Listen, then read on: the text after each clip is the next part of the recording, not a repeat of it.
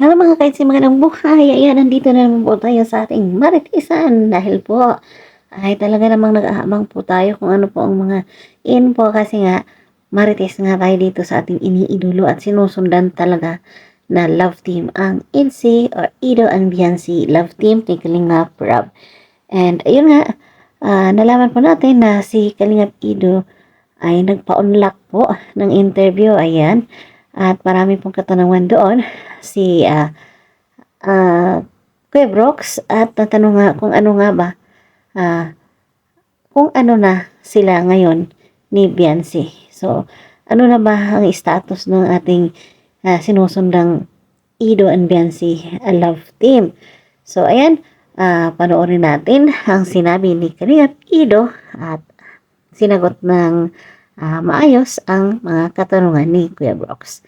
Anong meron kayo ni Biancy sa hinaharap yung ngayon? Anong maasahan ng supporters ng mga ka-EDSI? Sa akin po parang ano lang parang getting to know pa lang mas ano pa, medyo mas, pero mas ano pa rin, medyo mas naging close kami ngayon. Hindi ka ganyan natin talagang ano sa bantay nila, ang hirap yung ano ang hirap ano parang malaman kung anong naisip niya dati. Mas medyo mas madali na siyang kausap. Hindi na dati. Pero mas ano, palagi na siyang nakikipag ano. Halimbawa, kaya ng nakakatid, ganyan. Pag nasa ano, mas nakakaroon ng time kami.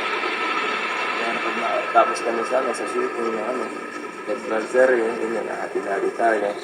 Nagbibigyan tayo ng time para mas ano siya makausap ng mas matagal. Ayun. So, ayun o, klarong-klaro narinig po natin ang sinabi ni Kalingap Ido na naging close or mas close sila ngayon. Hindi gaya ng dati na medyo nahirapan kasi siya kasi mahirap pa kausapin noon si Biancy. Pero ngayon naman, nakikita po natin ang kagandahan kasi nga unti-unti nang nag-level up o kumbaga nakakapagsalita na si Biancy ng kusa at dati kasi tahimik lang siya at hindi talaga siya nagsasalita, ngiti-ngiti lang. Ngayon naman, gaya nga daw nung sinabi ni Kalingap Ido na magpapahatid sa kanya pagkatapos ng vlog.